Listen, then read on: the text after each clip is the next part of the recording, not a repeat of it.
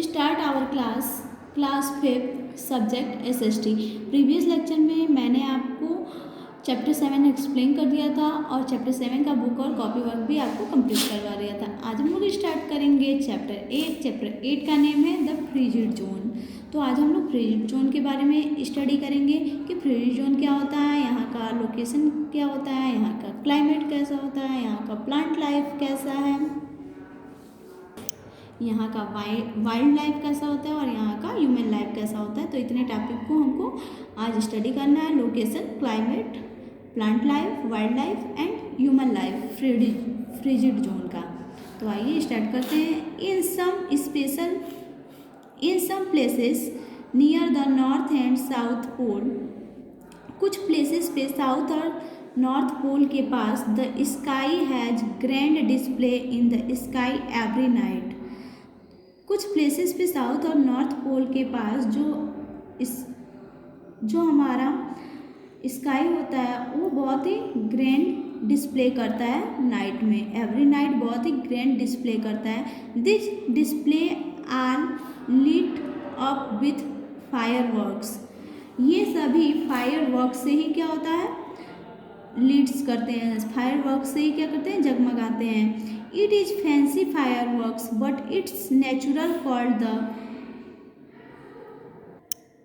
Arora borealis. ये जो fireworks होती हैं वो कैसी होती हैं, फैंसी होती हैं, बट इसे नेचुरल अरोरा बोर्लिस के नेम से भी क्या होता है, जाना जाता है। This shimmering aurora borealis and aurora australis as spectacular display of red, green and purple lights. This can only be seen in high latitudes of the earth only at night, mostly in the frigid zone. और Arora australis जो होता है वो किस colour का होता है, red, green and purple colour का लाइट का ये क्या होता है, स्पेक्टिकुलर होता है।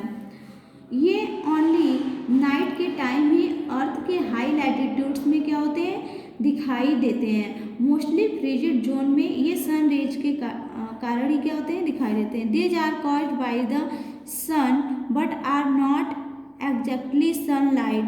और ये फ्रिजिड जोन में किसके कारण दिखाई देते हैं, ओनली सनलाइट के कारण ही दिखाई देते हैं। जो these are caused by sun sending out particles which heats the earth atmosphere. There are two frigid zones, one in each hemisphere. The northern frigid zone lies between the Arctic Circle and the North Pole, while the southern frigid zone lies between the Antarctic Circle and the South Pole. Their northern and southern limits are North Pole and South Pole respectively. और जो अर्थ के environment से क्या होते हैं, ये अर्थ के environment से टकराते हैं। फ्रिजिड जोन जो होते हैं वो दो होते हैं और ये प्रत्येक हेमिस्फीयर में एक एक पाए जाते हैं। Northern frigid zone Antarctic circle north pole के बीच में पाया जाता है, नॉर्थ पोल के बीच में ये स्थित है। उनकी नॉर्थर्न एंड साउथर्न लिमिट जो होती है वो नॉर्थ पोल से साउथ पोल तक होती है। Location between the Arctic Circle 66.5° north and North Pole 90° north, we have the North Frigid Zone, and between the Antarctic Circle 66.5° south and South Pole 90° south, we have the South Frigid Zone.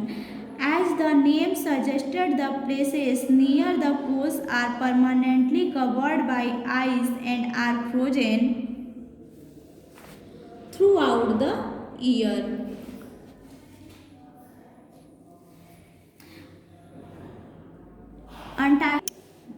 Antarctic circle 66.5° north और north पोल 90° north के बीच का स्थान है हमारे और ये हमारे north frigid zone है। और अंटार्कटिक सर्कल 66.5° साउथ और साउथ पोल 90° साउथ के बीच हमारे पास साउथ फ्रिजिड जोन है। जैसा कि इनके नाम से ही पता चल रहा है कि पोल्स के पास का प्लेस क्या होता है, स्थायी रूप से यहाँ का जो पोल्स के पास का प्लेस होता है वो स्थायी रूप से फिक्स्ड रूप से आइस से क्या होता है, पूरे साल आइस से कवर्ड होता है। The continent of Antarctica is coldest place in the world and it lies in the southern frigid zone. It is known as the frozen continents.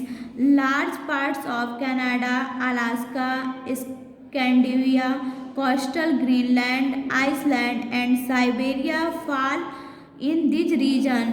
The areas around the poles are inhabited due to the severe cold and lack of vegetation. Many expeditions have been taken of these places for explorations. Antarctica continent world का सबसे coldest place है और यह southern frigid zone में स्थित है। इससे frozen continent के रूप में भी जाना जाता है और यहाँ इसको फ्रोजन कॉन्टिनेंट के रूप में भी जाना जाता है। Canada, Alaska, Scandinavia, coastal Greenland, Iceland, Siberia जो हैं, साइबेरिया के बड़े पार्ट्स इस रीजन में ही पाए जाते हैं, इस रीजन में ही आते हैं। पोल्स के आसपास के जो एरिया होते हैं उनमें बहुत अधिक ठंड और वेजिटेशन की कमी के कारण यहाँ पे बसे हुए हैं, यहाँ पे लोग बसे हुए हैं।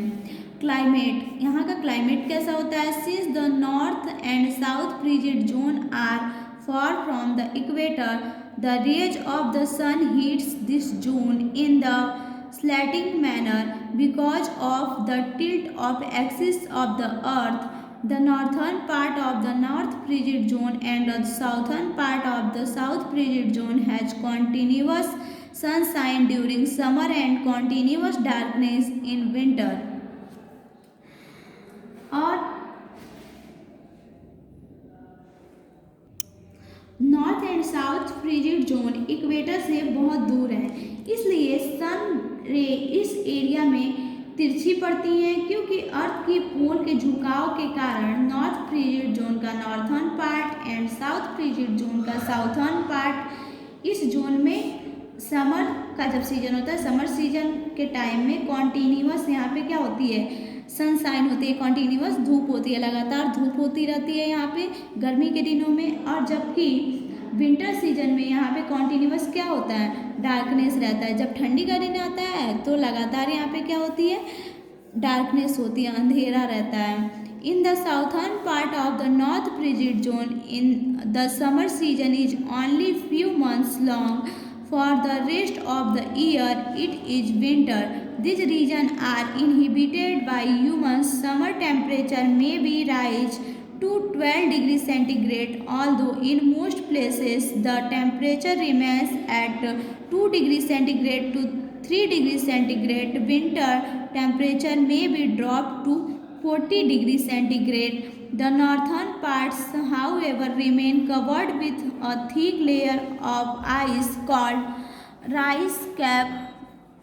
Throughout the year, there is little rainfall, only about 10 to 30 centimeters in a year.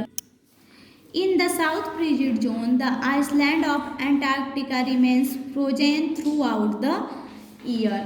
North frigid zone के साउथर्न पार्ट में समर मंथ साल के कुछ मंथ्स तक ही रहता है, ये शॉर्ट टाइम तक ही रहता है। नॉर्थ फ्रिजिड जोन में जो नॉर्थ फ्रिजिड जोन के साउथर्न पार्ट में गर्मी का जो महीना होता है वो कुछ टाइम के लिए होता है, जबकि जो रेस्ट मंथ होता है वो विंटर का होता है और सारे मंथ जो होते हैं वो विंटर मंथ्स होते हैं।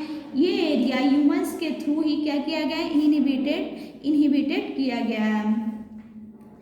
समर में यहाँ का टेम्परेचर जो होता है वे 12 डिग्री सेंटीग्रेड तक क्या होता है, बढ़ जाता है और ऑलमोस्ट कुछ प्लेसेस पे जो टेम्परेचर होता है वो 2 डिग्री सेंटीग्रेड से 3 डिग्री सेंटीग्रेड तक ही रहता है। और विंटर का टेम्परेचर जो यहाँ का होता है वो 40 डिग्री सेंटीग्रेड तक क्या होता है, कम हो जाता है, 40 डिग्री सेंटीग्रेड तक गिर जाता है। इसका नॉर्थर्न पार्ट आइस की थिक लेयर से कवर्ड होता है, जिसे हम लोग क्या कहते हैं, आइस कैप कहते हैं, जो पूरे साल में यहाँ पे पूरे साल में बहुत ही कम रेनफॉल होता है, बारिश यहाँ पे बहुत ही कम होती है।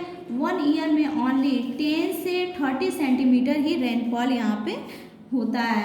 एंटार्क्टिका के आइसलैंड में फ्रीजी जोन में पूरे साल फ्रीजी जोन जो होते हैं वो पूरे साल बर्फ से क्या होते हैं, जमे होते हैं। डिड यू नो, क्या आपको पता था? Erik the Red discovered Greenland and established there the first European settlement in the New World. Banished from Norway, he sailed westward from Iceland and discovered Greenland around 981. He gave the Iceland its name and spent 3 years exploring it. Erik himself settled and Brathild Tunigliarvik in Greenland, where he died sometime after 1000. Eric red ने Greenland की खोज की। जो Eric land थे उन्होंने ही Greenland की क्या की थी, खोज की थी। उन्होंने ही ग्रीनलैंड को डिस्कवर किया था और न्यू वर्ल्ड में फर्स्ट यूरोपीय सेटलमेंट को क्या किया था, इस्टेब्लिश्ड किया था। इस्टेब्लिश्ड मीन्स होता है स्थापित करना। न्यू सेटलमेंट को क्या किया था, स्थापित किया था। नॉर्वे से गायब हुआ आइसलैंड से वेस्टर्न की ओर रवाना हो गए थे और 1981 के आसपास ग्रीनलैंड को क्या किया था, डिस्कवर्ड किया था। उसने आइसलैंड को अपना नाम दे दिया और 3 ईयर तक इसे डिस्कवर्ड किया। इरिक ने खुद ग्रीनलैंड के ब्राटहिल्ड ट्यूनिंग्लियार्किक में बस गए, जहां 1000 के बाद उनकी क्या हो गई, डेथ हो गई। 1000 के बाद क्या हो गई, उनकी डेथ हो गई। जो इरिक जो थे उन्होंने ही ग्रीनलैंड को डिस्कवर्ड किया था। तो आज का आपका होमवर्क है, आज आप चैप्टर 8 को रीड करेंगे और इसको समझेंगे। आज का आपका क्लास यहीं पे ओवर होता है। Thank you.